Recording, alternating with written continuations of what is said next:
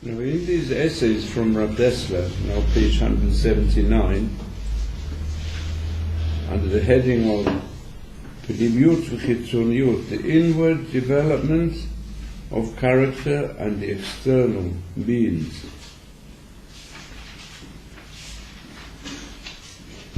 which he demonstrates from many different episodes.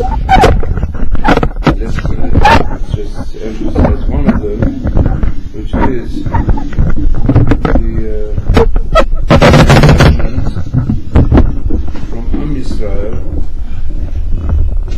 of bringing the days of Mashiach, which will cause a major transformation for all mankind. But how is it described? If you look at not just the superficial, but the deeper aspects of the development of the power of Mashiach, starting from Avraham Avinu, who had to go through many tests to become the teacher of mankind, through whom will be blessed all the families of the earth. And then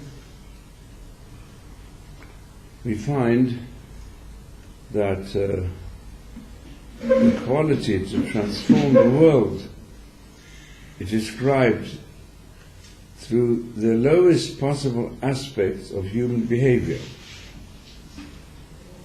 sometimes because of false situations. The first understanding of this is given from the development of Moab, from acts of incest between Lot and his daughters, which produced Moab.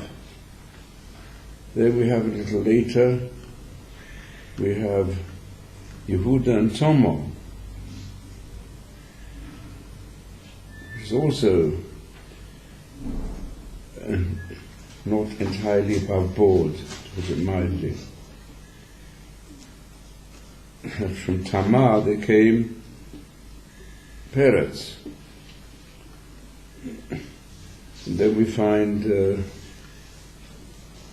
Ruth, who is the princess of Moab, being the ancestress of David HaMelech. Meanwhile, we find amongst Am Yisrael also the Chet HaEgel. The sages say the Maisa of Yehuda was there to demonstrate the power of Teshuvah,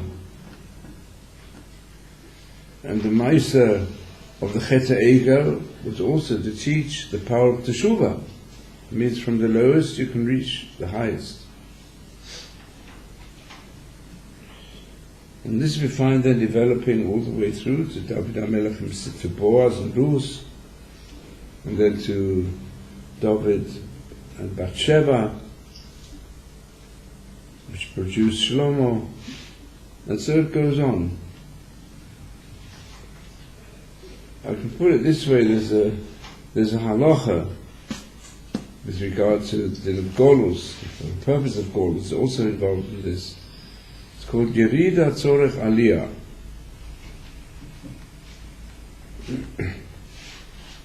We'll go into the halachic aspects of this now, takes too long of the subject, but the Agadic concept is, in life, you often have to go down in order to come up. Like Chazal say also, why did this happen to David and Bathsheba? To teach the power of Teshuvah, of David HaMelech.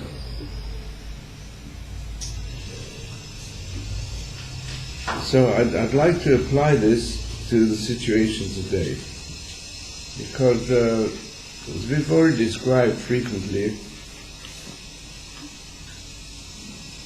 what we see going on in the world today, especially in connection with Israel, is a fulfillment of prophecy. The fulfillment of prophecy is so literal in so many aspects that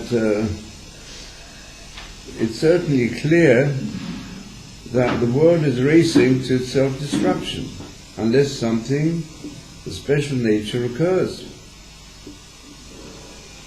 And that something of special nature is also that we should do our part in fulfilling what has been happening to us. Because after the terrible trauma of the Holocaust, we were given the opportunity in a miraculous fashion to come back to our land. And if you want to read the summons of the prophets, it's quite clear that Am Yisrael as a whole, we have not accepted our part in fulfilling prophecy. Because Hashem expects us to do our part. Because the prophets don't just tell us what's going to happen, they tell us what we have to do when certain things happen. And it's clear that the people who are expected to do something are the people who have the opportunity to know better. Because we read the prophets, we say the words in our prayers, but do we really mean them? Today, there are hundreds and thousands of Jews who say daily, you say,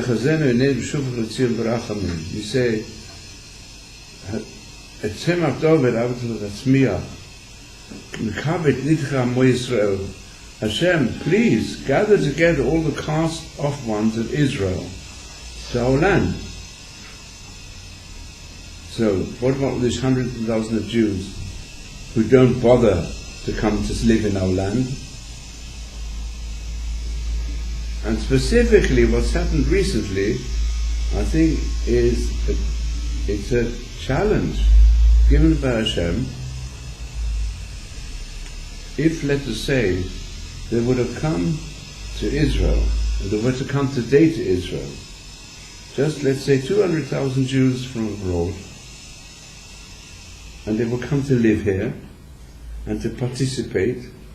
There's certainly Haredim all over the world. They are mainly people who've been a little bit to yeshiva, some are more, some less, and then they haven't been to the army. They are working people. They should come and live here. If they would live here, we'd have a majority. Because the truth is, the unusual parties that have joined together now against the Haredim is they're afraid of what might happen here, that the majority will become Haredim. And for them, for some of them, they're happy about it. Especially many of those who become Baalei Tshuva, different levels. But there are others who are unhappy about it. They feel they can't make such a change. They don't know how to understand what's going on. But what is going on underneath is the whole character of Medinat Yisrael, and the ensign of the menorah, has to become fulfilled. That's our task. In other words, we've got to allow the light of the Torah to shine and bring happiness. And as anybody knows who works in the area of Kiruv, the only way you can do Kiruv is B'darchei Noam, by showing the light of the Torah, by teaching people Torah, and teaching people the beauty of Torah, and how it introduces such high experiences on the individual level, on a family level, and on a social level. And that's what's that once the Medinat Yisrael is not regarded anymore in our eyes as just a means to be like the other nations, which is how it appears. In other words, we've got to have Jewish sports stars. It must be Jewish. But why should they be just Jewish? It creates a dilemma of racism if there's no attachment to Torah life. the whole distinction between the state of Israel strengthens the concept of the racial distinction between Jews and Gentiles. Unless we say, right here, we will become a completely democratic state where the Arabs, the Muslims, have complete equal rights. It won't be a Jewish state anymore, to become a Muslim state with a Jewish minority. But instead, we've got to say, we as Jews, we are a spiritual and moral movement which will change the world. And that's why it says in the prophets, in future times, Am Yisrael will become Mamlechet Kohanim, will be known as a priestly state, a state that kindles the light of Torah for the whole world. And once we do that, we'll also strengthen the element in the Christian, the moral, and the Muslim world to recognize we're not here for territorial conquest.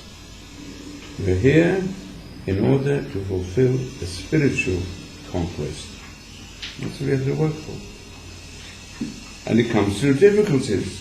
It won't come easily. It comes through various low levels, and there's certainly each person who belongs to the world of Torah has got to try his best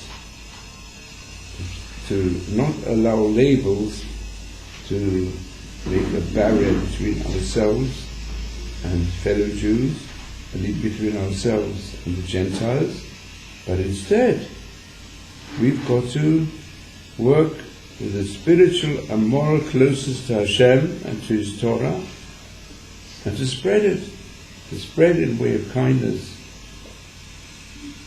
in a way which runs away from everything which has to do with any form of violence, also even to avoid all violent speech, and certainly all violent actions. So this applies to us individuals, to make sure that the inward self of each individual strives for saintliness, and all external means should be understood as a means to that end.